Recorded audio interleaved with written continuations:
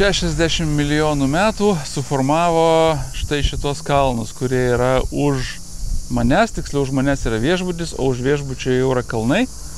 Ir tai yra garsioji graikų meteora, arba jie vadina meteora. Tai yra pakabinta danguje, tai tokia unikalus gamtos darinys, kuriame tokie iš akmens olos iškilę kaip stulpai, kaip nežinau, kaip kaminai, kaip bokštai. Tų bokštų viršūnėse vienuoliai įsirengia vienuolynus. Anksčiau tų vienuolynų buvo 24, dabar viso labo likę 6, bet čia jau jie turbūt nuo 14 amžiaus. Ir 2 moterų vienuolynai, 4 vyrų. Ir tie vienuolynai labai gražiai įrengti, labai gražiai sutvarkyti. Patys atrodo kaip iš paveiksliuko tiek lauke, tiek iš išorės, tiek viduje. Į kiekvieną galima patekti. Yra tam tikros darbo valandos, lankytojų priėmimo valandos. Tai aš šiandien beveik visus apėjau.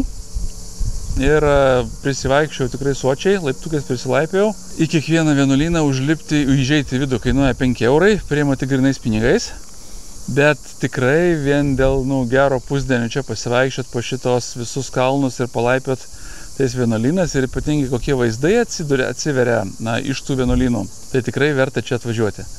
Kas planuojate Graikijoje būti, ypatingai centrinėje dalyje, ne kur nors tolimoje saloj, tai pasimkite turą. Rekomenduoju tikrai pasimti ir atvažiuoti čia, būtent į Meteorą. Jeigu vieną vietą, ką reikia aplankyti Graikijoje ir rinktis ten tarp Akropolio ir Meteoros, tai tikrai Meteora. Ačiū draugam, kurie parekomendavo man čia atvažiuoti. Aš tikrai nesigailiu. Tikrai pamačiau, ko nematęs. Ir aš pasirodo buvau matęs kažkada paveiksliukę, bet kad tai yra taip įspūdinga, tikrai nesitikėjau. Toliau kelionė namo. Rytoj pirmadienis, prasideda 4.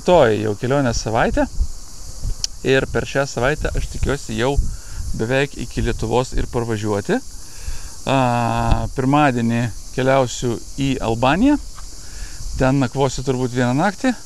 Tada iš Albanijos kelsiuos į Juodkalniją, į Kotoro įlanką.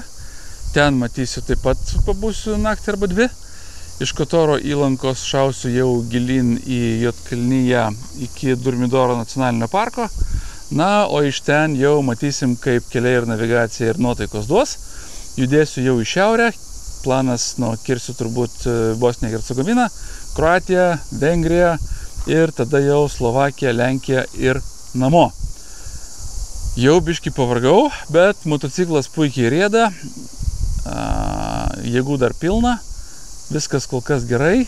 Manau, kad jau bus šiai vasarai kelionės užtenkamai. Ačiū visiems kol kas žiūrintiem. Aš einu dar pailsėsiu ir ruošiuosi jau toliau keliauti. Iki.